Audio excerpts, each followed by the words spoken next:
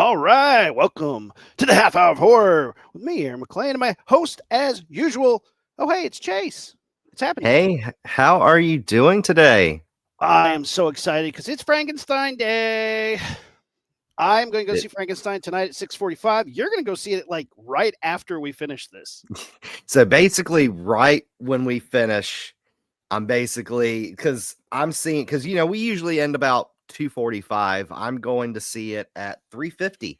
So So close. I'm super excited. This is obviously the Guillermo del Toro Frankenstein is a long time coming.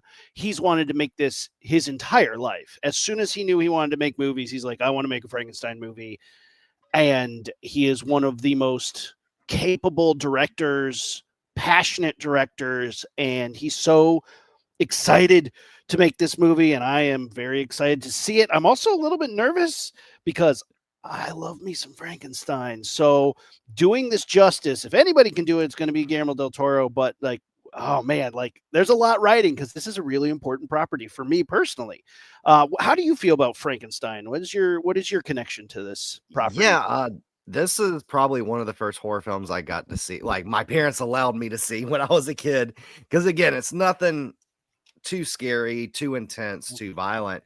I'm talking about the original 1931 original Frankenstein. Yeah. Um, and this is a film story that has been done and retold and revamped and rebooted and been all kinds repurposed and everything hundreds of times over the Hundreds of past iterations. over the 100 years. So with this new one, I'm very excited. Guillermo del Toro is probably one of the best at doing dark fantasy and creatures. And honestly, I think it's cool that Netflix is giving it this kind of release because they never do theatrical releases. Like, I think the last time they somewhat did something, it was like when they released Glass Onion in theaters for like a couple hundred theaters. So the fact that they're allowing Guillermo del Toro to do this, and the cool thing is, you and me were talking about it on before the show. They're actually releasing it exclusively in smaller, independent, locally owned, and small regional chains. To get it's opposed to where everyone usually does the AMC's, Regals, or Cinemarks, which that's fine. We got to support our theaters, but the fact that they're giving this kind of attention, this high profile movie of theirs, to the smaller theaters, the independent guys, I think that's phenomenal. I mean, that has to be a Guillermo del Toro on his insistence, Right. because he's such a champion of cinema and the cinema experience, and I'm really excited. When I was very young, I'm talking like 3 or 4, I was way into Frankenstein. My aunt owned a costume shop, and I was obsessed with Frankenstein. I had a Frankenstein mask. It's like a Ben Cooper mask, but I can't find this version of it. But my Ben Cooper mask had long, like wig hair tied to it. I wore an inside out Notre Dame jersey, green, because Frankenstein was green. I had my dad's motorcycle gloves and my dad's motorcycle boots, and I would tromp around going, ah, Kankenstein is how I pronounced it. And I have a very bizarre memory that can only be described as the intro to Halloween, where it's all from the perspective of inside that mask, being in the administrative office of my preschool, being sent home because I was scaring kids with my Kankenstein mask. And I'm just waiting, and I wouldn't let them take the mask off. And I'm just waiting for my mom to come and pick me up because they were sending me home for being too scary. That is a very early, like, childhood Aaron McLean memory, and it is just so indicative of what I became and my obsession with Frankenstein. I love the Boris Karloff, James Whale Frankenstein. I have a giant Alex Ross painting on my wall at home of it.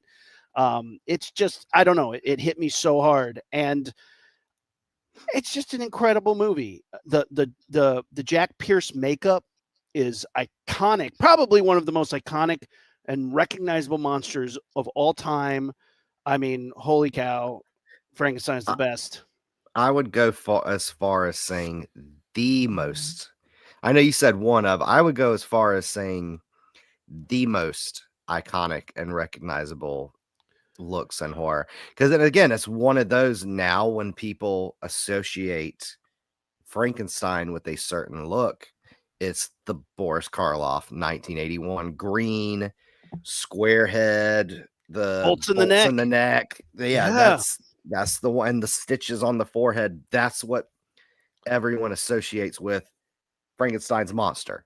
Yeah. Like that, and I think it's one of those things that's become so iconic, just like Bela Lugosi's Dracula. That's what a lot of people associate Dracula with, even though like we've seen sexy Dracula, long-haired Dracula, mutant Dracula, just like Boris Karloff's Oh, Frankenstein's monster. It's always Bela Lugosi, the slick back tuxedo with the cape. don't worry. We'll also get to Bela Lugosi's Frankenstein. Um, it's not the first. The first Frankenstein film is 1910. It's a 14-minute short. There's Frankenstein. He's kind of a weird looking guy. They made him more of like a hunchback monster. It's interesting, but it's the first iteration. This is Edison era crank photography. It's not a very good movie, but it's cool to see Frankenstein, the idea of Frankenstein, the modern Prometheus, written by Mary Wollstonecraft Shelley. Her story is absolutely insane. If you guys haven't read the novel, it's fantastic. It's very, very cool. But Mary Shelley is a fascinating character in her own right. She was her parents were wildly progressive. Her mother, Mary Wollstonecraft, was a early feminist in the 17 and 1800s. Mary was an anarchist, free love, like crazy political radical, and she's bouncing around Europe with her partner, Percy Shelley, who's a poet, her sister-in-law, Claire, Lord Byron, and they're just getting knocked up left and right. All this crazy, like dating this guy, marrying this guy, getting impregnated by this guy. And there's the famous, obviously, the famous story comes from they're vacationing in Switzerland. It's Percy Shelley, Lord Byron, his doctor, I don't know, kinky, and her sister-in-law, and they are hanging out, and it's raining all the time, and they say, we need to write a scary story. We need to have a scary story competition. Everybody write a scary story. And she doesn't have one. And she's like, I'll go last. And she keeps thinking, and in one of the nights there's a big storm, and they see lightning strike the lake outside their mansion that they're renting, and she's inspired by this, and she dreams of a man kneeling before his creation and what it would take to create life through machinery. And then she comes and tells the idea of the story of Frankenstein, and they're like, "Whoa, you win, hands down!" And so she starts writing the story, and her husband, Percy Shelley, encourages her to write this book. And the rest of her life is plagued with tragedy. Percy Shelley dies in a sailboat. All of her children die from various malaise and malaria and horrible things. And she ends up like dying from a brain tumor at 53. But she invents science fiction. She invents one of the greatest monsters of all time. And it's an incredible story and has been remade and pontificated upon for ages. I mean, hundreds. There's so many movies that have been based off this. And this is a book. This is probably one of the oldest properties we've discussed here on the show, because this book was written almost 210 years ago. Insane. And you got to think it's still going on strong to this day. I mean, at least once a year, from what I've seen, we've gotten at least one or two Frankenstein iterations or retoolings in film or television since, and it's absolutely incredible. So as you mentioned, Frankenstein comes out, it's a smash hit, and they're like, we can't wait that long. 1935, James Whale does Bride of Frankenstein, which is arguably a better movie. It's fantastic. It is such a good film. Just absolutely incredible. It has one of my favorite scenes in the Universal Monster movies, and it's when Dr. Pretorius shows up with these little jars, and inside the little jars are little people. and the little people are doing funny things, and it's an old school practical effect with forced perspective and double exposure, where they film the jar close to the camera and film the people really far away on the sound stage, and it looks like they're trapped in these jars. I always laugh because I'm like, it's only one scene with these little people, and I'm like, hey, do you got to feed those little people? Like, I would laugh so hard if Frankenstein near the end of the movie, he's like, throw the levers, throw this. Wait a second, Dr. Pretorius, did you feed those little guys? Are they where'd you did you just leave them outside? They're gonna die in the heat, man. You got to feed those little critters. I don't know. Little critters. I love the effect. I love the movie. Frankenstein talks. The bride is tragic. What people don't know is this is actually in the book, not in this iteration, but famously, Frankenstein says, if I cannot inspire love, I will cause fear in the book. And he says, I'm going to kill your family. And Dr. Frankenstein, Victor, says, no, don't do that. What if I made you a bride? And Frankenstein's like, you better. So Frankenstein gets to work. Dr. Frankenstein gets to work making a female monster. And then he sees the monster watching him do it. And he's like, I can't do this. And chops it up with an axe. In which Frankenstein goes, I'll see you on your wedding night. And he comes through with that promise. Dang, he's cold-blooded.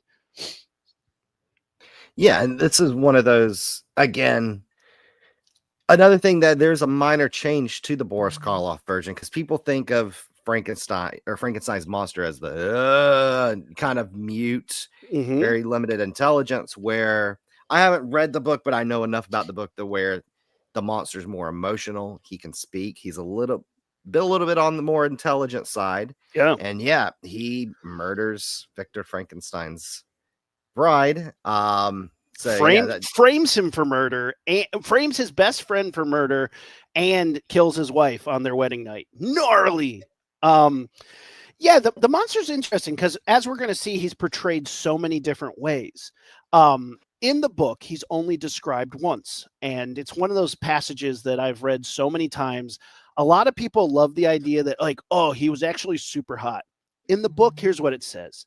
His teeth were perfect. His hair was gorgeous. It lay over his like yellowed skin that barely fit over the muscle and sinew beneath, and his clouded yellow eyes looked out with like a blank sadness. He had black lips.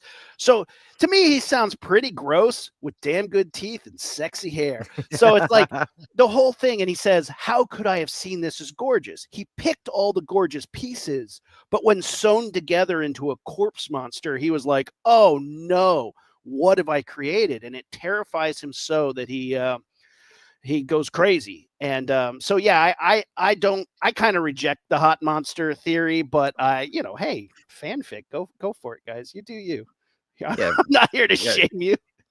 Which I know they cast Jacob Elordi as in the new Guillermo del Toro one, which very handsome man, but I've seen very few pictures of him as Frankenstein. I've actually intentionally avoided this because I want to go and see how they handle it. Guillermo del Toro spoiled it on his own Instagram page. Don't look at it. Okay. I know. I was like, look, we'll see where it goes. I think there's also room because Frankenstein spans like years. He creates this monster. The monster escapes, goes rampaging across the countryside. Years later, he catches up with Frankenstein, and the monster can talk. The monster's had his own adventures. And I think there's like maybe different stages. So we'll see what happens. But I love me a gnarly Frankenstein. As you can see, Universal Monsters made a bunch of other Frankenstein films. Son of Frankenstein, which still had Boris Karloff playing the monster. And then we got to Ghost of Frankenstein. They traded it off to Bela Lugosi plays the monster in Ghost of Frankenstein. These movies go downhill fast. They get really bad. But Bela Lugosi played the monster. Boris Karloff plays the mad scientist in this one. There he is, being the mad scientist. So it's really a bizarre like mix them up. They're like, "Hey, Bela Lugosi, you're not doing anything right now. You want to be Frankenstein?" And he was like, "Yeah, sure." He did not like the makeup process, but he's not a terrible monster. He does the really well. I mean, how hard is it?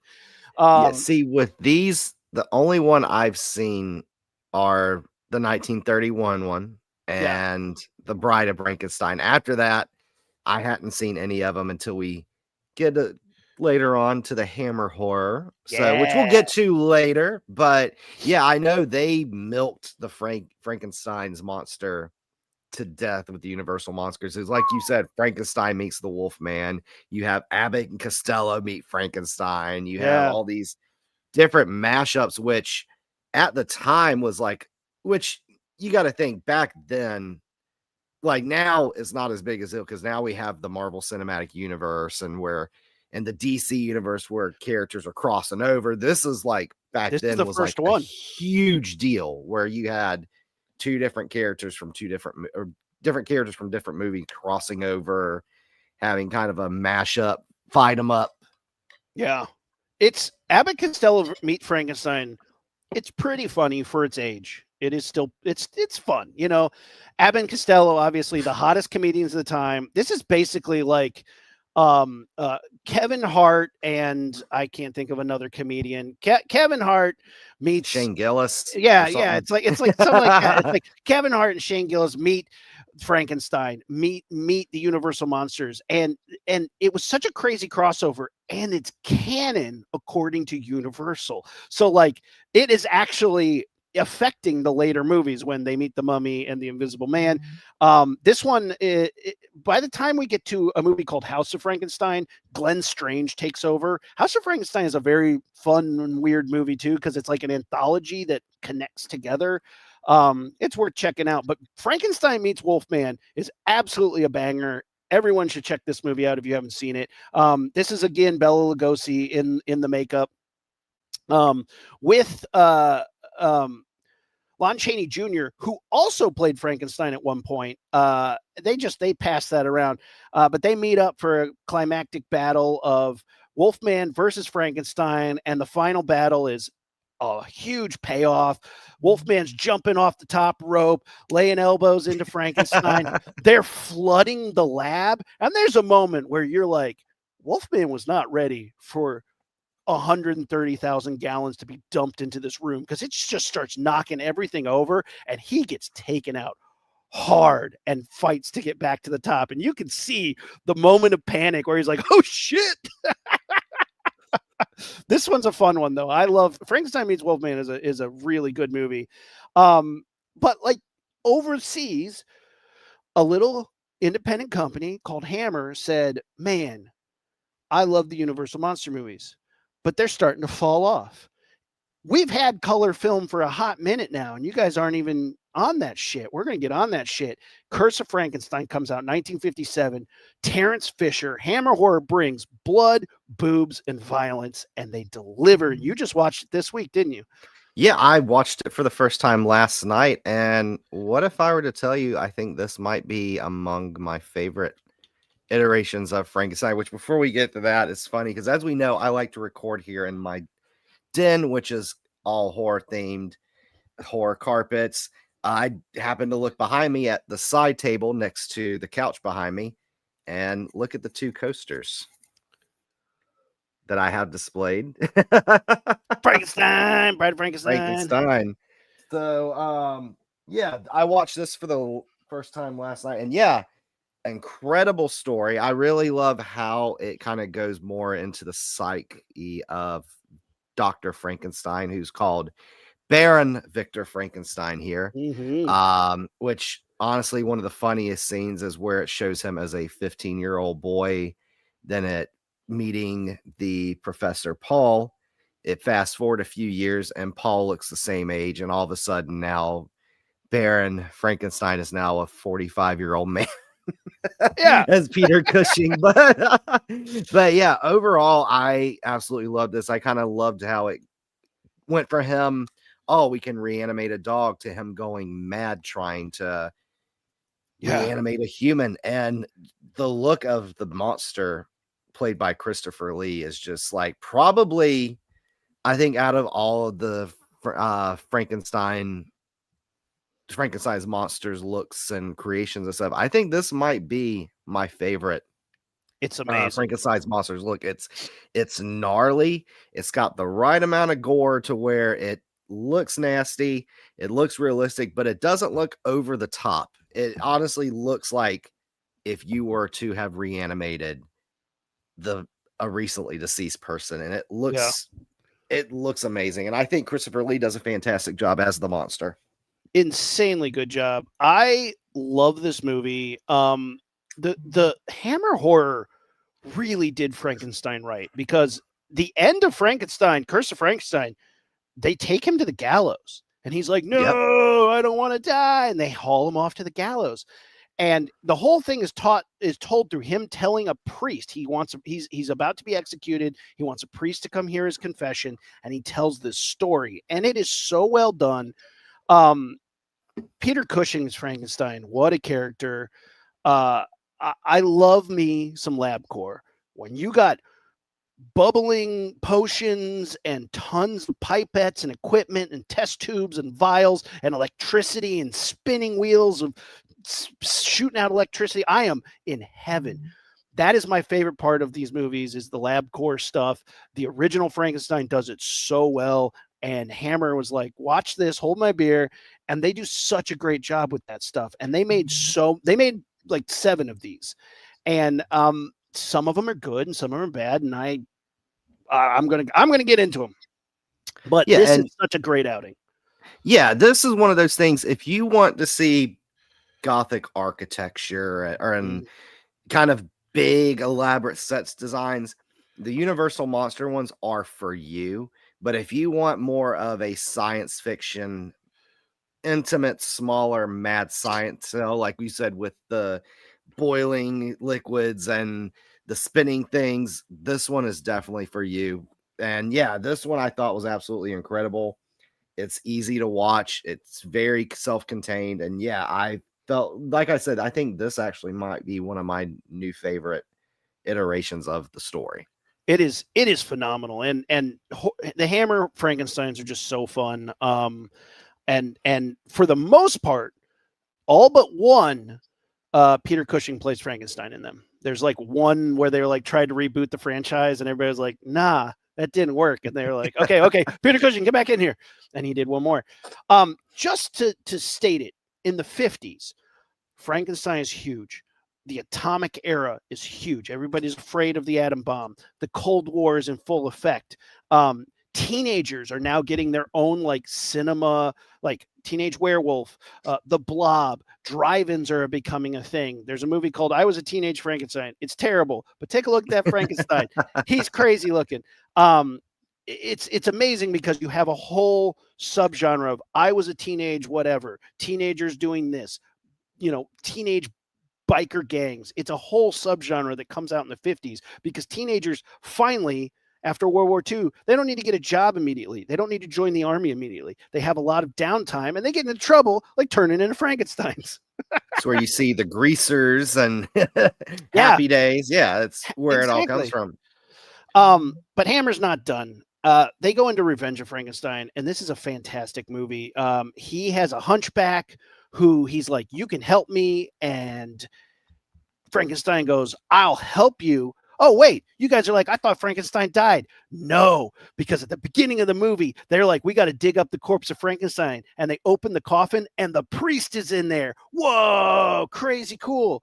So the rest of these Hammer horror movies all start like this. This guy shows up to town. He's like, hi, I'm Dr. Bob. And somebody's like, wait a second. Are you Frankenstein? And he's like, yeah, you got me. Want to cut up some corpses? Hell yeah. And that is like basically the plot of every subsequent Frankenstein movie is Dr. Bob showing up to town and somebody's like, wait, don't I recognize you? He's like, no, you don't, but somebody does. And he always gets up to some shenanigans. And Revenge of Frankenstein starts off that way. His like deformed assistant is like, put my brain in another body so that I can be normal and hot. And he does, but for some reason, like it devolves at the end and he goes on a killing rampage. It's great. Cool LabCorp stuff, great characters, sick Frankenstein stuff. Come on. I know what I'm watching tonight because so that's the direct follow up to Curse of Frankenstein. Direct follow up. Absolutely worth it. Hells yeah. Yeah. Okay. I know what I'm watching tonight. So then they start going downhill. Evil of Frankenstein, Universal starts to do the American distribution of Hammer Horror Frankenstein films. They are making the Evil of Frankenstein. The plot of Evil of Frankenstein is Frankenstein escapes the last movie, goes back to his hometown to hide out in his bombed out castle that villagers destroyed, and he finds his original monster in the ice. And they were like, if Universal seals this deal, we'll get to use the Frankenstein look. A week into starting filming, they sealed the deal and they're like, make it look like the Universal Frankenstein. And the makeup artist is like, you do realize that Frankenstein was like prosthetics and weeks of work and like a plan, and like, figure it out, dude. So he had to make his version of the Universal Frankenstein with toilet paper, liquid latex, and cotton balls every single day. This monster looks different in every single shot. His makeup is literally falling off his face the entire movie. It is just so weird to watch. And like, this has like a hypnotist who like hypnotizes the monster to go do bad things for him. I mean, I'm a completionist, so of course I have this movie. I bought it, but it is a weird one, and the look of the monster is terrible because he's literally falling apart. I was gonna say, I haven't seen Evil of Frankenstein, but that image that, if you don't mind going back, yeah, that honestly looks like a fourth grader's paper mache art project. That it looks like a fourth grader tried to do a paper mache art project that looked like Frankenstein in a movie, in a big budget, big release movie. It's such a failure, but it's almost like one of those spectacular failures that you can't look away from. It's a train wreck you cannot look away from. It is unbelievable. The movie's not terrible, but every time he's on screen, you're like, who allowed this? Let's cast Jared Leto. Yep, it is. Yeah, yeah, it is. Kill me, buddy. It is a way lower budget for some reason. I don't know, man. I do not know what happened with that movie, but Japan wanted to get in the mix, and in 1965, a bunch of Nazis find the heart of Frankenstein. They bring it to Japan and they put it inside of a corpse, and the corpse comes to life. And because the heart of Frankenstein is so strong, he gets giant and starts fighting kaiju. Frankenstein Conquers the World is a very bizarre movie with Frankenstein monsters, giant. I mean, this is Bagaran right here. He shows up in a couple other Godzilla movies. Godzilla, Destroy All Monsters, Tokyo SOS. I mean, like, I love me some Bagaran. But yeah, fights Frankenstein. It is so bananas, but its sequel is even better. War of the Gargantuans comes out a few years later where two Frankensteins are battling it out, but somehow they don't look like this Frankenstein. I don't know. Don't ask me. I didn't make the movie, but yeah, Frankenstein Conquers the World. Just one of those mind-numbing, like, what is this plot? Oh, giant monster smashing things? All right, I'm in. Doesn't matter. That sounds amazing. It is. Kaiju Frankenstein's monster? That sounds amazing. It is so weird and super fun. I mean, I am such a huge Godzilla fan. You almost can't do wrong. And this delivers on the promise, but also is so weird that you're like, what? How? And it's just fun. I mean, look, Frankenstein smashing shit, fighting Bagaran. Come on. That sounds awesome. Another great iteration of teenage weirdness. Frankenstein meets the space monster. Hilariously bad. This is a great one to throw on in the background if you have nothing better to do, because every time you look up, you're like, who's this lobster monster he's fighting? What is this makeup? Paper mache, mess on the face. Yeah, this one is great. Here's War of the Gargantuans. Yeah, that's what they look like. Giant, hairy old man monsters fighting giant octopuses and smashing cities. This is the best of the Japanese Frankenstein movies. So freaking good. It's So fun, giant monsters. They're like, hey, we have this Frankenstein that has now mutated into this old man monster. What should we do? And they're like, make another one. Brilliant. So they make another one, and they just start fighting each other everywhere, and it's great. War of the Gargantuans is fantastic. That's another one I'm adding to my list. So bizarre. I'm cruising through these Hammer horrors. Frankenstein Created Woman. This is my favorite. Maybe number 3 of the Frankenstein series. Curse of Frankenstein, Frankenstein Monster from Hell. Frankenstein Created Woman is freaking great. Frankenstein starts out with some phenomenal LabCorp bullshit where he's got a lab, he's got these guys working for him. His assistant, he's like, hey, go up to the bar and get some wine because we're celebrating tonight. We created life. And he's like, cool. He goes up to the bar and there's a woman with a birthmark there. And he likes this woman. You can tell they have a relationship. These assholes show up and they're giving her shit. And they're saying she's ugly and they're insulting her and her father. And this young man starts a fight with them. And some people get murdered. He gets stabbed. And Frankenstein is like, I'm going to bring this boy back to life. And he tries, but it's not working. The young woman with the birthmark commits suicide because her boyfriend got killed. Frankenstein says, I need that body. Brings the woman back, puts his assistant's brain in the woman's body, and she wakes up with 2 minds inside of her, part man, part woman, and she goes on a murder revenge spree with a big old knife, like a meat cleaver, and she hacks up the dudes who fucked her up, and then anybody who comes after her, she's killing them left and right, and sometimes she's the man, and sometimes she's the woman, and it is just a really cool movie with some great violence and some crazy Dr. Frankenstein shit, and then like some like gender bendy stuff. I love it. It's great. Another one I'm adding. Add them all. Add all the Hammer horrors, man. This is on your Letterboxd list, right? Public. Oh yeah, we're throwing it up there. Yeah, awesome. The Letterboxd list is great. Today, this week. Oh, what is this? What did it do? There we go. Here we go. Posting that. The next one that comes out is called Frankenstein Might Be Destroyed. Frankenstein's a dick in this one. Not only is Frankenstein a dick in this one, he's a little bit of a rapist. Sorry to say it. He sucks in this movie. And I don't know why. This movie it's just not the same. It's a completely different vibe. He's an asshole in this one. And he like blackmails these 2 young people because he catches them with drugs. He catches like the young man stealing drugs from the college, and he like blackmails them into helping him create Frankenstein monsters. And you're just like, why is this one so dark? Why is this one so messed up? Again, I'm a completionist, so I watched it, but this one is not having nearly as much fun because then they kill his friend, turn him into a Frankenstein monster, bury the corpse in the garden.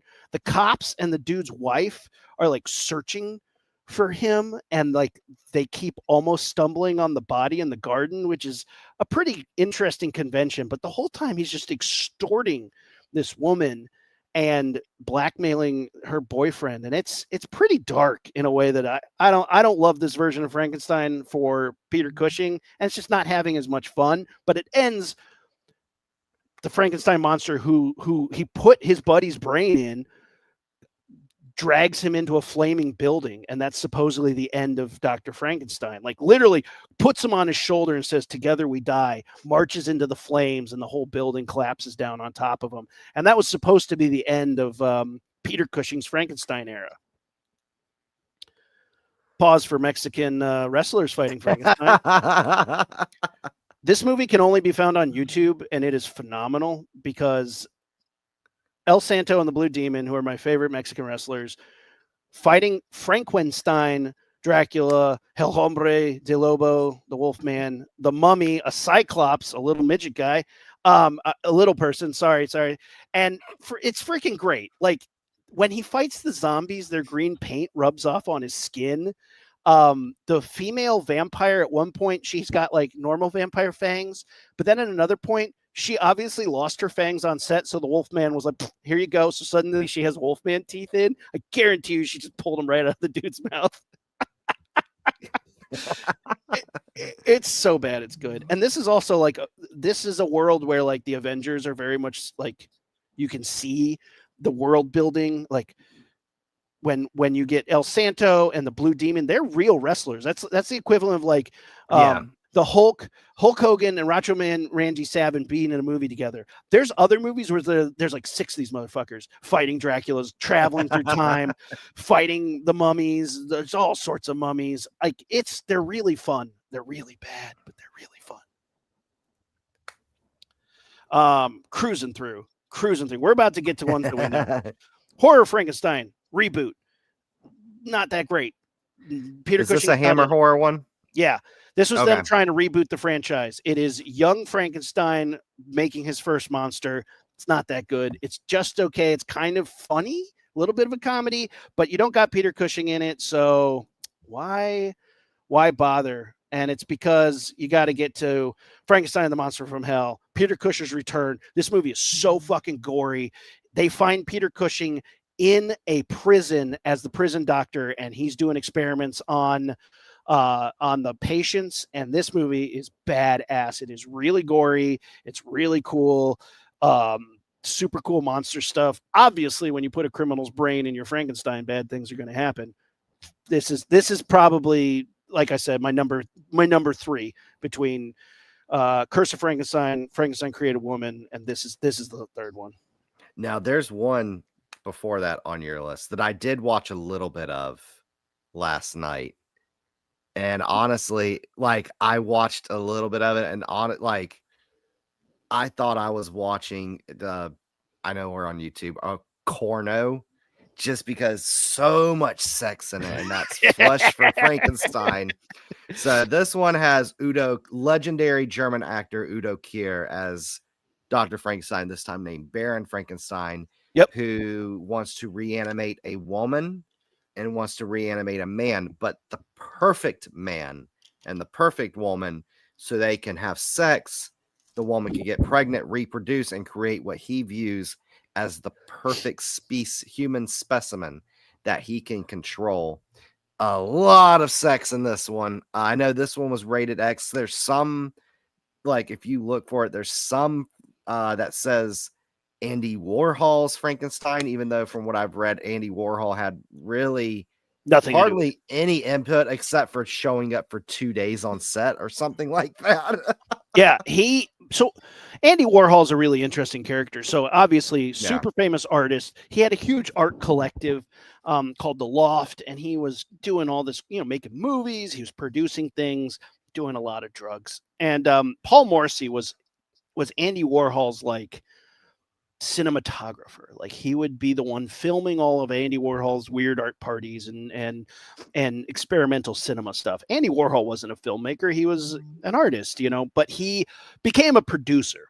Basically, he would Patreon a lot of artists and sort of control their career, and Paul Morrissey's one of them. He did Flesh for Frankenstein, Blood for Dracula, and they're super sexed up, real crazy 60s. Udo Kier is obviously a phenomenal. 100%. Elinka. Yeah.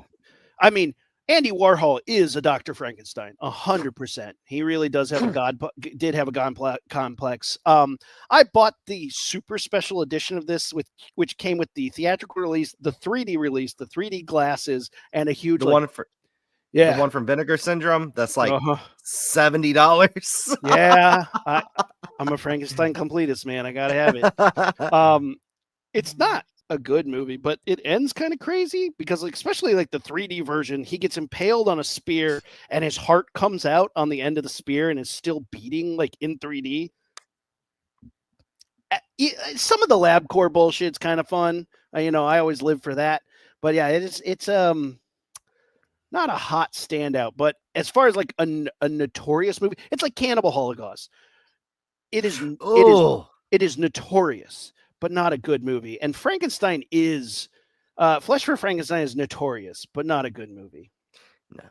Frankenstein or the Monster from Hell is, though. Go watch this. Now the next one on our list. Oh, You love it. You all know it. Young Frankenstein from 1974. Mel Brooks's, I would say probably his most famous, other than probably Spaceballs and Blazing Saddles. I mhm. would say when people list his greatest films, it's usually Spaceballs, Blazing Saddles, and Young Frankenstein. And yeah, I watched this one, finished it probably about 30 minutes before we went on air. And yes, the humor still holds up, even though it's a 51-year-old movie. You have Gene Wilder, Mm, Peter Boyle as the monster. And yeah, this one is absolutely hilarious. This one is more of a parody yes. of the Universal monsters, where it has a lot of that gothic architecture, kind of the big lab sets, but a lot of it makes fun of kind of the Universal monster tropes. It is. I think it's one of the few comedies that has kind of an internal longevity. Yeah. One of my favorite arguments to get into, about when it comes to film is like comedies don't hold up because our comedic sensibilities change, and what was funny in the 90s isn't funny in 2025. What's funny in the 80s isn't as funny. Anything that has a political base to it, like Nixon jokes, they don't hold up in 2025. I mean, like you might get it, but like, oh man, that was hysterical in the 70s. Young Frankenstein holds up because Yeah. every generation that grows up finds out about Frankenstein, watches the original Frankenstein, might read the book, then finds this movie, and the jokes are going to be funny. Marty Feldman in it, with his wonky eyes and his hump that keeps you hump, what hump, what hump, what hump, like hysterical bits. Frau Brücker, and then the lightning crashes. Like it's putting on the Ritz. That is a bit that me and my aunt would do, where we do the little dance when I was a little kid in the costume shop. This was a movie that was like hit for me as a kid. I thought it was the funniest film. I mean, this is a bona fide classic comedy, and I think it's hard to ignore that it is like one for the ages. Frankenstein, by the way. I love this movie. It's The a great best Frankenstein too with the zippers. Come on. Another funny one is when he's talking to his assistant, Inga, about he's like, everything needs to be bigger.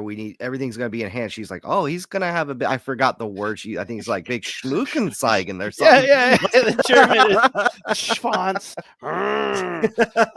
What was wrong with this brain? What brain did you bring? Abby something. Abby something. Oh Abby yeah, Normal. Abby Normal.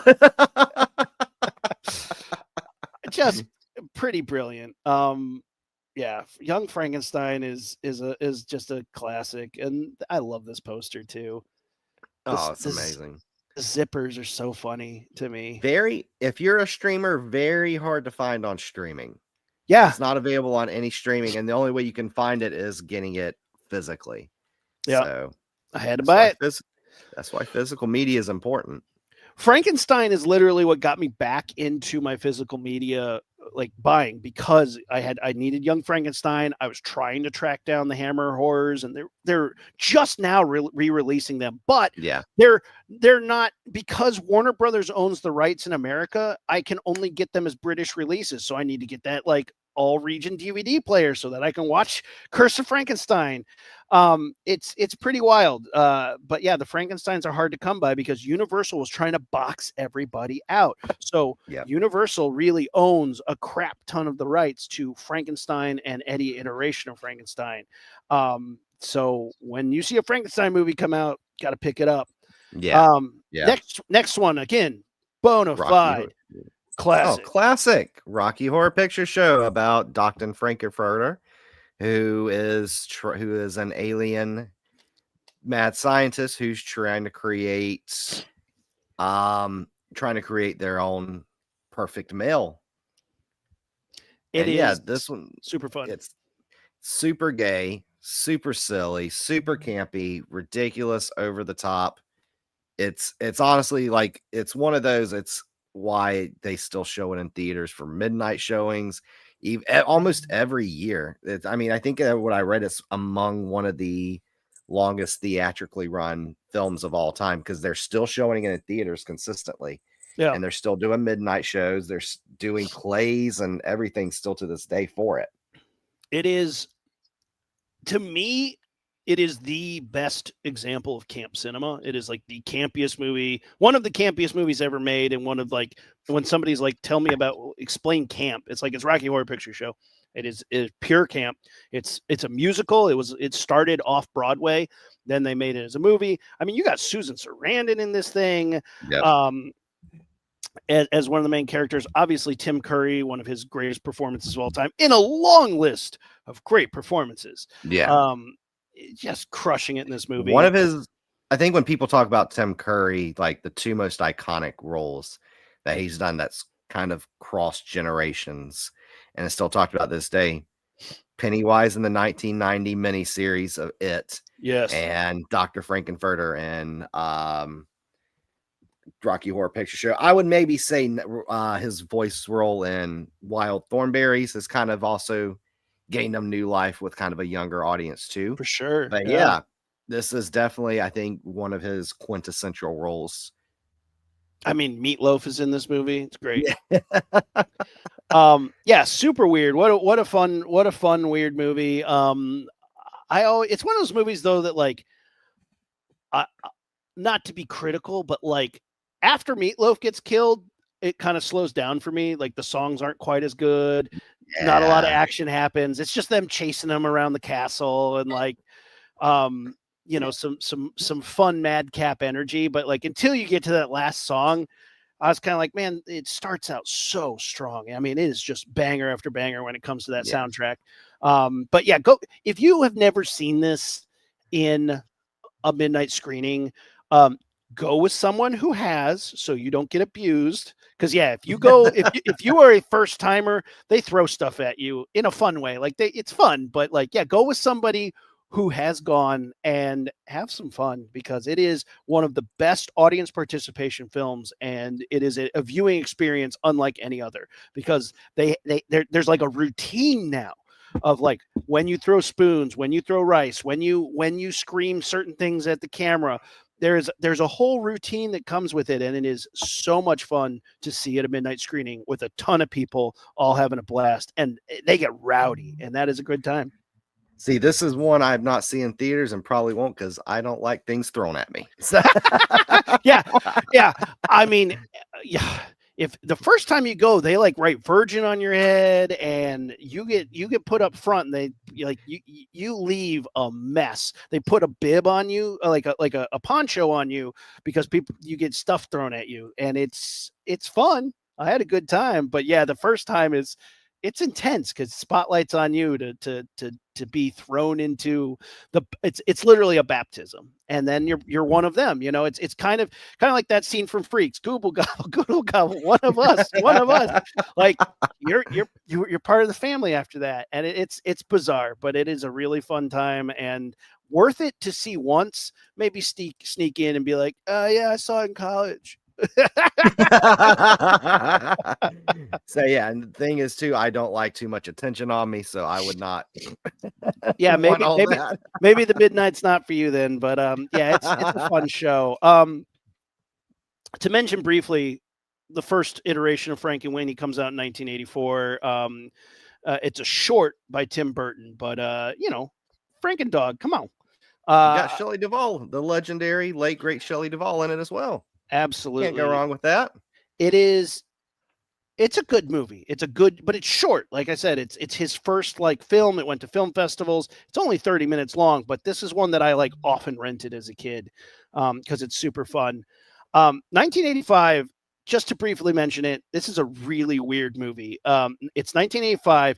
It's Sting, Jennifer Beals, Clancy Brown is the monster in this movie, and has some great LabCorp bullshit, but basically it's like Frankenstein creates a bride for his monster and then it's like, oh no, she hot. I'm gonna take her. Also, to clarify to those listening or watching, to my fellow wrestling fans, not the legendary professional wrestler Sting, the rock star lead singer of the Police Sting. Lead singer of the Police, yeah. So yeah, this is one I've not seen, but as a kid, I used to always go to this little locally owned chain, the locally owned video rental chain. And I would always see the VHS of this, like specifically The Bride, the VHS, and I would always see it. So that's like a core memory. And it's one of those, like you said, not a like you said, it's not that great of a film. Yeah, it's a little weird. You know, Okay. it's a little weird Okay. because the monster goes off and joins a circus, and you're like, that's weird. This is one just because it's been engraved in my brain just from seeing the VHS cover all the time as a kid. I have to watch it at least one point in my life before my time in this world is over. I need to at least watch it at least once just because of that. I mean, cool LabCorp stuff though. Like when he's bringing the bride to life, is cool. How Sting Yeah, is an actor. Is he exactly like what you think he is. He's like, you know how Kenneth Branagh is? He's like, I am obsessed with myself and I know I'm this hot on screen at every second. Sting is that guy. Kind of creepily assured of every moment he's on screen. okay?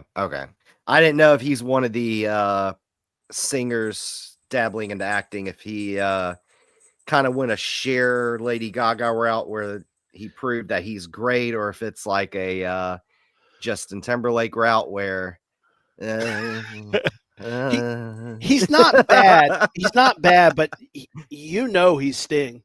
Every time he's on screen, you're like, hey, it's that guy from the movie. You know. Roxer. You don't have to put on a red light. Yeah, basically. Yeah, it's pretty amazing. He's not terrible. Not the best, but he ain't terrible. Let's talk about Monster Squad, man. Oh, this one's a lot of fun. It's your not a Universal Monsters movies, but it's a legally distinct universe. So yeah, this one is basically Dracula, creature from the Black Lagoon, or Gilman, the Mummy, Wolfman, and Frankenstein's monster all comes, and a group of young boys have to fight them. Yeah, this one's a lot of fun. Yeah. Some things that have not aged very Ooh, well. Some no. sextortion stuff going on. Yeah, A they lot of literally tell this kid's older sister, like, hey, we took nudie pictures of you through your window, and if you don't help us, we're gonna put them out at school. It's like, that's criminal, my dude. That's a lot of slurs. really, Yeah. So, but yeah. overall, a lot of fun. You got Fred Decker, who had done a film we've talked about numerous times on the show here before, Night of the Creeps. I believe this was the follow-up to Night of the Creeps. Yeah. Yep. RoboCop 3, boo, but Monster Squad, yeah. Yeah, written by Shane Black, who had some writing credits in the original Predator. He'd done Iron Man 3, The Nice Guys, Kiss Kiss Bang Bang, a lot of really good films. And yeah, it has a lot of kind of sharp humor, which you could tell was written by Shane Black. But yeah, this is one of those. I know it's kind of gets listed on Gateway Horrors, I think probably preteen, teenage. Yeah. It's a hard PG-13. Yeah, the stuff that doesn't age well is just pretty. It's pretty like as an adult, you're like, whoa. As a kid, I never noticed any of that stuff. Yeah, yeah, Frankenstein. Yeah, they got the monsters in there. Creature stole my Twinkie. Wolfman's got nards. Bogus.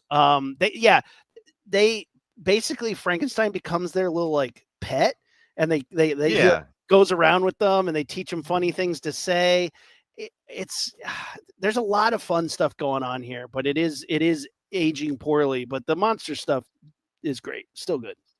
Yeah, it's a lot of fun. It's kind of like where Frankenstein becomes the kid's guardian. Yeah, kind of out of the bunch. Yeah, he's kind of their pal.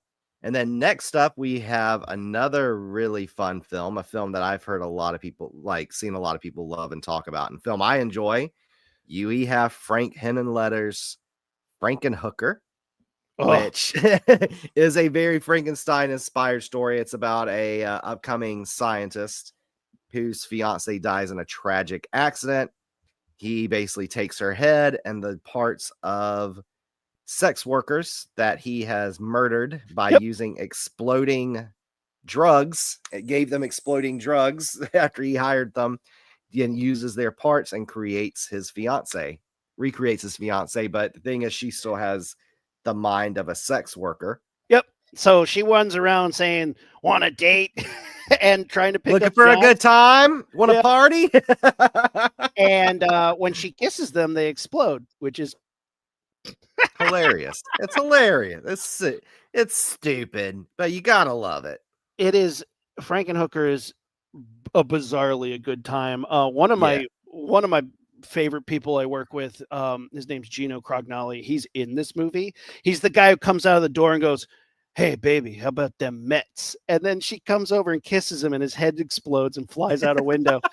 Um, he's a great guy. He's been in tons of stuff. He is the face on the poster of House of a Thousand Corpses. That's him. That's Gino. No way. He is a legendary makeup artist. He's been working for K&B for years and years and years. Yes. It's on the red light. Red light. Going back to Sting. Yes. This is a ridiculously fun movie. There's a scene where he's like, "I need more body parts, so I'm going to I get need more parts. I need more parts. I need more parts." So he's like, "How do I get a bunch of prostitutes to join me?" And he's like, "I know, prostitutes love cocaine." So he goes, "But I don't want to kill them with my bare hands, so I'm going to lace the cocaine with this like chemical compound that he has. That should do the trick." So then And he thinks it'll just make them overdose, but no, it makes them explode. So all these prostitutes like find out that he has coke, and they jump him, and they take the cocaine, and they're all doing rails, and then they just all start exploding, and there's body parts everywhere. It's absolutely ridiculous. It's ridiculous, but it's a lot of fun. And again, it's kind of your typical early 90s, late 80s cult film that's kind of found of appreciation. I'd say it's kind of a Shudder staple because I think a lot of people, it's been on Shudder for years, and a lot of people find it on Shudder. So shout out to Shudder for cult hits of the past. So this is a video, just like The Bride was your video store like staple, like you remember that core memory. Frankenstein Unbound is that for me. This is Roger Corman's final film as a director, 1990. Yes, that's Raul Julia as Dr. Frankenstein. John Hurt plays a scientist in the future of 2027. There's flying cars. He's got one. There's like, he creates a laser that can rip through time. And he gets sent back in time and meets Dr. Frankenstein, who's making people. But then also John Hurt with his like future car meets Mary Shelley, Lord Byron, and Percy Shelley, and he and Mary Shelley start banging it out. Yeah, John Hurt gets some. Oh shit, Bridget Fonda's in this. Yes, yeah. So then he takes. Michael Hutchins, like lead singer of NXS. Yes. What? Yes. This movie is bananas. John Hurt then takes Mary Shelley on a ride in his future car, and he's like, "Yo, you write a really famous book." And she's like, "What book?" And he's like, "Car, print that shit out." The car, which has a printer built in, because of course, future, hands her the manuscript of Frankenstein. She's like, "Oh, cool." Taking away all agency of one of the greatest female authors, like a pioneer of feminism and like like badass radical politics, just like takes that away from her. Is like, "Oh yeah, he just GPTs that shit for her." It is so weird. And then he creates by messing around with time, he shoots a laser into the future and takes Frankenstein's monster, the bride they created, and himself into like this destroyed ice apocalypse, and kills Frankenstein monster there. It is one of the weirdest movies. But yeah, John Hurt starring in it. Poor Dumbledore, you deserve better. But yeah, Frankenstein Unbound is just so many stupid, weird choices, but insane miniatures, and the monster's so weird looking, and Raul Julia just like going to like not even an 11. He's going to like a 15 when he's playing this Frankenstein. So he's just Raul Julia. Yeah, he is Raul Julia. That's why we love him. Right.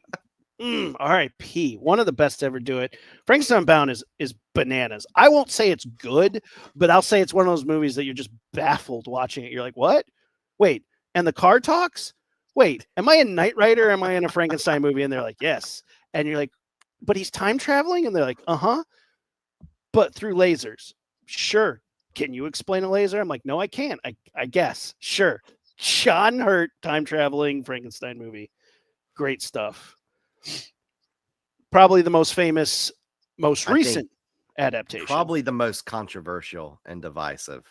Yep. 1994 is Mary Shelley's Frankenstein, directed, starring Kenneth Branagh, Robert De Niro as the Frankenstein, Helen Bonham Carter. Yeah. Huge breakout role for her. I've seen this movie. It looks pretty. Oh yeah, I mean, it's a pretty looking movie. It's got some good LabCorp shit. He uses electric it's from what I understand, this one out of every hundreds of Frankenstein iterations and adaptations and retoolings and inspirations, that from what I've heard, this one is the closest one kind of adaptation to the most part from what I've heard was to the book. I've seen this film. I found it to be quite boring. But I mean, like I said, it looks pretty. Here's the thing. A pretty looking movie. I'll give it that. It is very accurate to the book in some sense. But the book is a little boring. It's an old book. Written in Old English. Yeah. The ideas it puts forward are brilliant. Absolutely brilliant. Its emotional resonance, its themes are brilliant.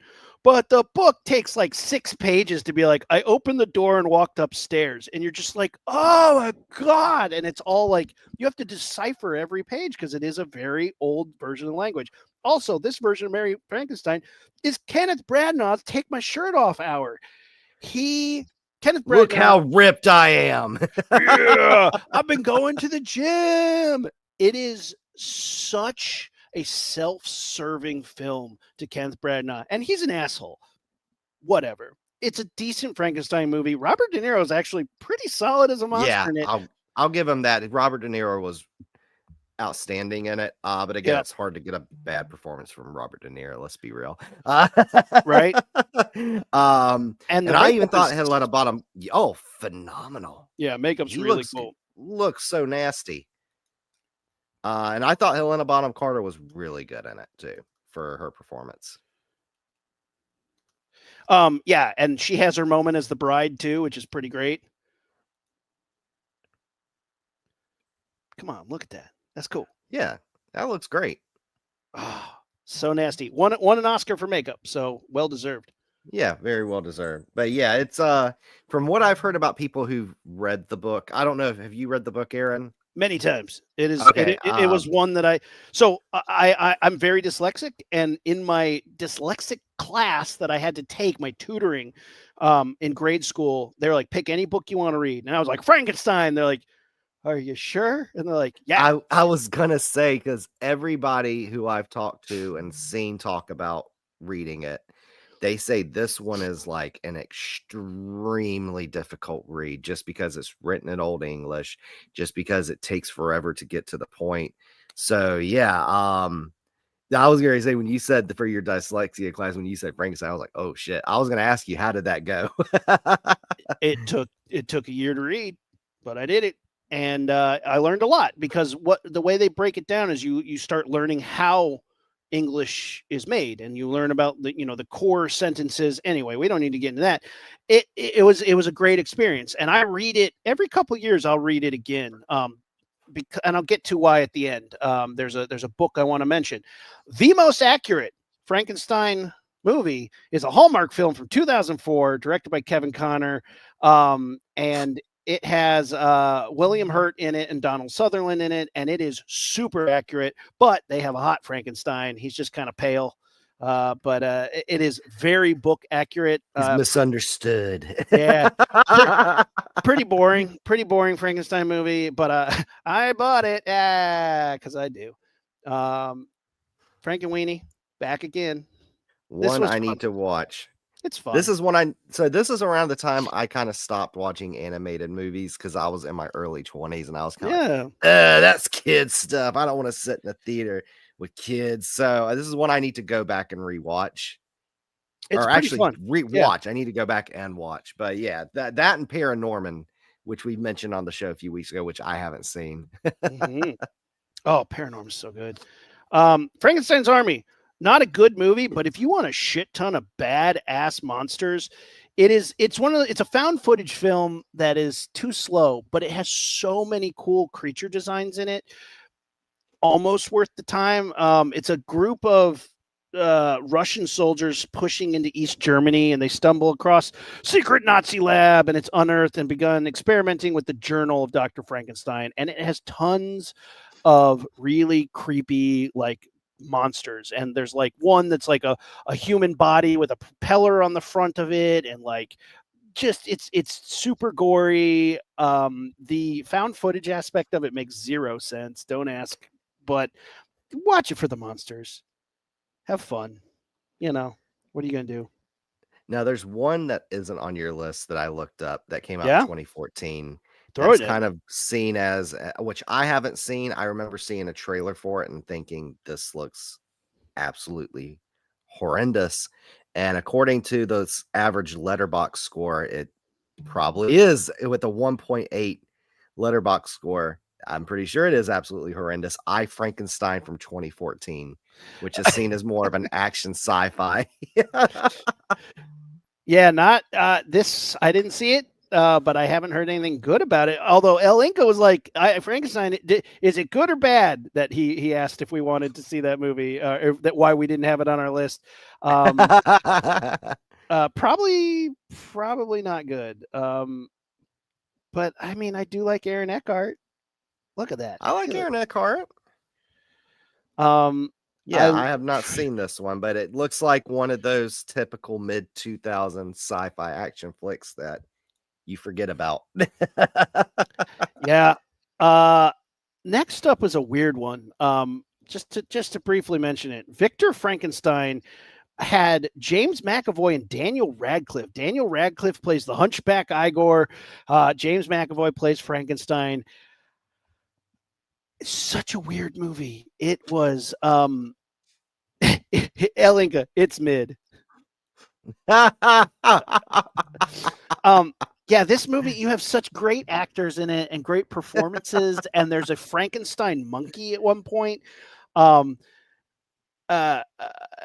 Daniel Radcliffe plays Igor. They find Frankenstein finds him in a circus, and he Does he like immediately, surgically remove his back? yeah, I haven't seen the movie. This was one of those, again, your typical mid 2000s action sci-fi films that yeah. I remember just seeing a trailer for and be like, nope, I'm not gonna waste my time. It is a waste of time, but he doesn't surgically remove the hump. He pokes it with a needle and squishes out all the pus. Ugh. So he Dr. Pimple Poppers his hump. It's gross.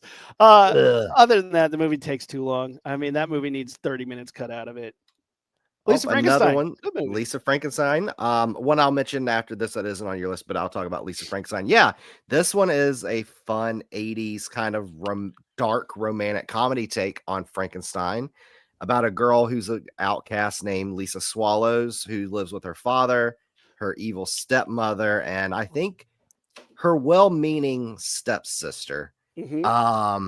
And yeah, she's kind of an outcast. She's looked as the weird one, and she goes to a cemetery, the young bachelor's cemetery, and likes to read stories to their graves. And just so happens a storm happens and resurrects one. And I really love kind of her going and finding boys to kill to cut off their parts to create to kind of help create, and they use a tanning bed for the electricity, which Yeah, a pretty faulty funny. tanning bed, which I think that's absolutely hilarious. Catherine Newton's phenomenal in She's this. great, isn't she? Yeah, she's great. I really love her anytime I see her in a horror film. Cole Sprouse, I think, is absolutely hilarious in this. And I think he gets a lot of flack because of Riverdale. Yeah. Which is for those who haven't seen Riverdale. Riverdale started off strong its first season because it's an adaptation, a darker adaptation of the old Archie comics using the Archie characters. The Yeah. first season, I'll say, is pretty decent because it's a teen murder mystery. Mm-hmm. And I think the first season is actually pretty good. Then it starts getting weird into like cults and drug hoarding and serial killers and witches and and I think Cole Sprouse gets a lot of flack for it, but here he shows he's actually a really good actor. And I actually saw this in a mystery screening. I thought it was really good. I really enjoy this one. And Pretty I actually fun. have it on DVD. So fun fact about Mary Shelley, who again wrote Frankenstein. She and Percy Shelley weren't supposed to be seeing each other because she was 16, he was 21. That wasn't a problem back then, but he basically owed her dad money and wasn't going to pay up. So she wasn't allowed to see him. So they go to the graveyard where her mom's buried and they'd hook up there. And she lost her virginity probably in front of her mom's grave to Percy Shelley. Yep. Yeah, pretty weird. Yeah, Mary Shelley. She's a weird one. You guys should look her up. What was the movie woman. you were going to mention, but I didn't have on the list? One I watched for the first time last night. Actually won an Oscar for Best Actress. Yorgos Lanthimos's Poor Things, which I think came out in 2023. Good. I'm not Yeah, mistaken. 2023. Yeah, really enjoy this one. So this one follows the mad scientist as Willem Dafoe.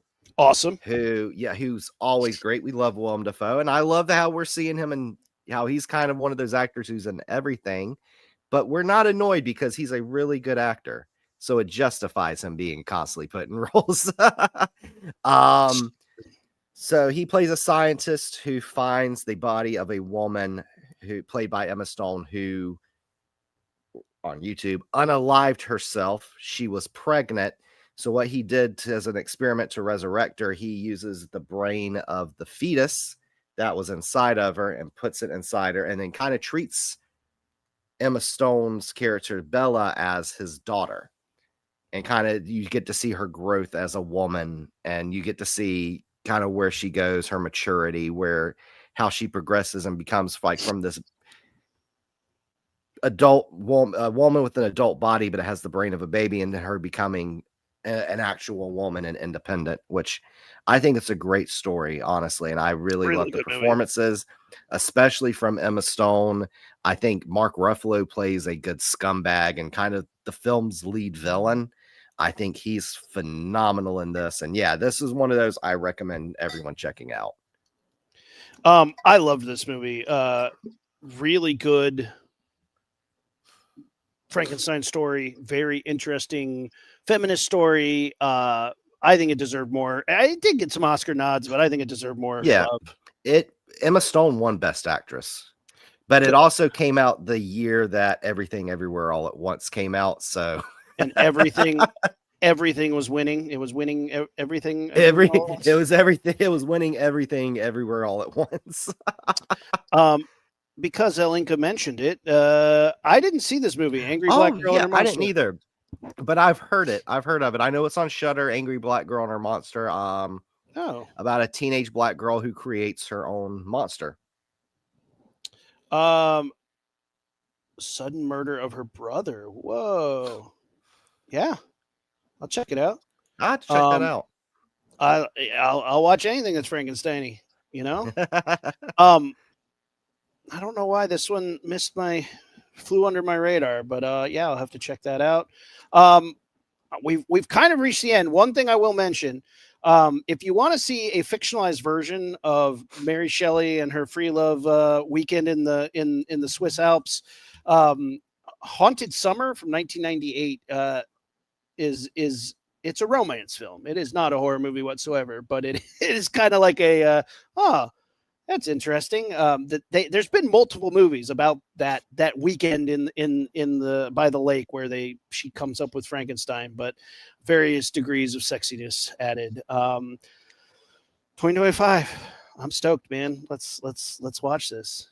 Yeah, and then there's one on your list that I'm actually looking forward to that's coming out next year, directed by Maggie Gyllenhaal, The Bride, I am which, more excited for this movie. see, I'm more excited for Guillermo del Toro's, but I'm looking forward to this one just because of the cast alone, because you have Jesse Buckley, Christian Bale, you have Annette Bening, Jake Gyllenhaal, and yeah, I saw a preview for this when I saw Strangers Chapter 2. Yeah. This one has a lot. I think this one's going to be. This one has a lot of promise, and I'm really looking forward to this one. This one looks weird and strange, and Yes. looks kind of right up my alley. The trailer is great. Here comes the motherfucking bride, is what it says in the trailer. And I am more excited for this one because I am such a big fan of the Hammer horrors. And they were just like, we got Frankensteins, we got monsters, we're doing corpse experiments. I am excited to see something that is not trying to be the Mary Shelley story. I'm excited that Guillermo del Toro is doing it, but just like Nosferatu, we've seen it so many times. I think Guillermo del Toro is going to bring his own flair to it. I think he's going to make it unique. But this is, I got it. I got a Frankenstein. I got a lady. She's brought back to life. They're Bonnie and Clyde in it all over the place. I am excited to see somebody do their own thing with it and do something completely different in that same world. And I hope there's cool LabCorp shit. I hope there's cool Frankenstein moments. And Christian Bale never disappoints as far as being interesting. Yeah. Good or bad, his movies vary, but he always delivers and at least being an interesting character. Oh, I love Christian Bale. I think probably one of the great character actors of this time of our time. Mm-hmm. So yeah, this one it looks kind of has like a punk rock feel to it, which from judging from the trailer, and I'm totally down for. But like, yeah, the reason why I'm excited for the Guillermo del Toro because that kind of looks right up my alley with the kind of gothic, dark fantasy elements to it. Yeah. And I love Guillermo del Toro. Shape of Water was a film I've watched a few months ago for the first time, and one of the most gorgeous films I've ever seen. And I'm excited to see what he does with Frankenstein, especially knowing he's been trying to do this for decades. Yeah. So good. He really has been. I mean, Shape of Water was absolutely great. I liked his Pinocchio. I thought it was super sad. So sad, but pretty good. I love Pacific Rim, Hellboy, Pan's Labyrinth. Blade 2 is the film I've seen most in theaters. He's been a huge influential director, even in my own creative career. Devil's Backbone, we talked about it a week ago. Everyone. Crimson Peak is the only movie that's been a miss for me. His only film out of all of them. Crimson Peak was a miss for me. And it looked gorgeous, but I wanted the ghosts to matter, and the ghosts didn't matter. But that's okay. Even Nightmare Alley, not bad, not his best, but not his worst either. Man, we did it. We got through hundreds of Frankenstein, hundreds of years of history in Frankenstein. Hundreds of years of history and over 100 years of worth of films. So next weekend, Block of Horror. It's Blocktoberfest, guys. The Games Jam has been going on. I am in the middle of judging the games from the Games Jam, and man, people really showed up. It is a stiff competition. There's some really fun stuff there. Once we get through the judging, I think we'll have links to the games, the winning games in the block for Blocktoberfest. Obviously, in the Prophets Theater next weekend, there's going to be a huge film festival. Look to Block of Horrors social media for all the schedules and check out all that cool stuff. Really excited for the things, the entries coming out this year. Red Tower, we're partnering with Red Tower Entertainment for that. Obviously, with the Games Jam, we partner with Atari. So some really fun stuff happening there. Very excited, as always, for Blocktoberfest. We got to give away some blood coin. I think it's an easy choice this week. Frankenstein. Go to the Discord, open up a ticket, type in the word Frankenstein, get you some blood coin, which can be used inside the Block of Horrors virtual world. Chase, let them know where you're at. Let them know what you got going on, man. Yes. So first of all, this was a lot of fun. We got to knock off. I didn't know how we were gonna do it, but we were able to cover hundreds of Frankenstein films over 200 years of history. So yeah, of course you can see me here every Saturday with you, Aaron, on Half Hour of Horror. You can follow me on my socials at Instagram, Letterbox, X, I guess if you want to, and Blue Sky, I guess if you want to. I don't really use those two anymore. At Oh Hey It's Chase, and TikTok at Oh Hey It's Chase _. And of course, follow All Things Block of Horror. Absolutely. I forgot to mention one of my favorite things ever, and it's very Guillermo del Toro inspired. I read the book every couple of years, and it is Bernie Wrightson's Frankenstein. It is the book of Frankenstein illustrated by Bernie Wrightson, who created Swamp Thing. He's one of the greatest artists to ever do the damn thing. I have the extreme pleasure of working with his son, John, on the Walking Dead shows. Bernie Wrightson unfortunately passed away, but Bernie is one of the greatest artists of all time.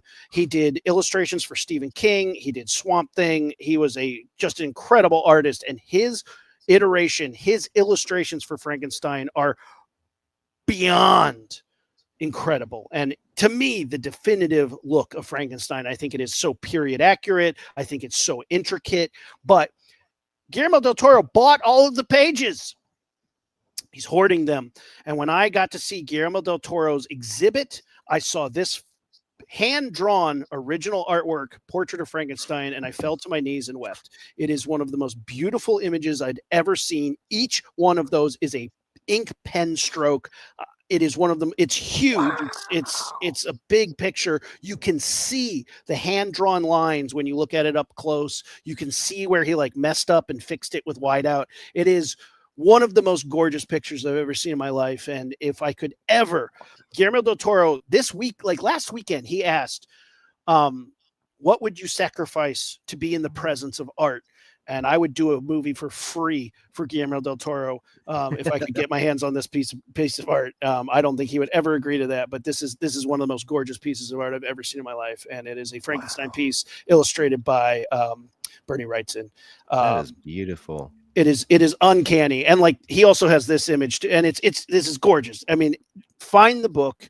You can still buy it. Most comic book shops will have it. The Bernie Wrightson folio. It's a gorgeous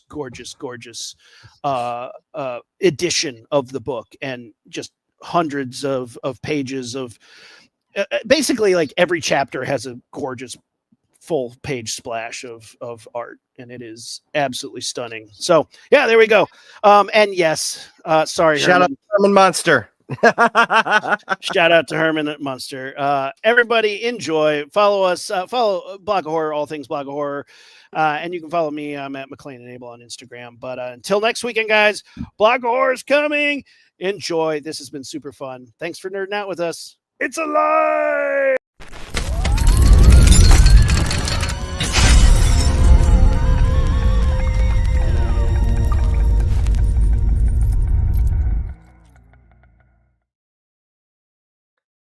Super fun.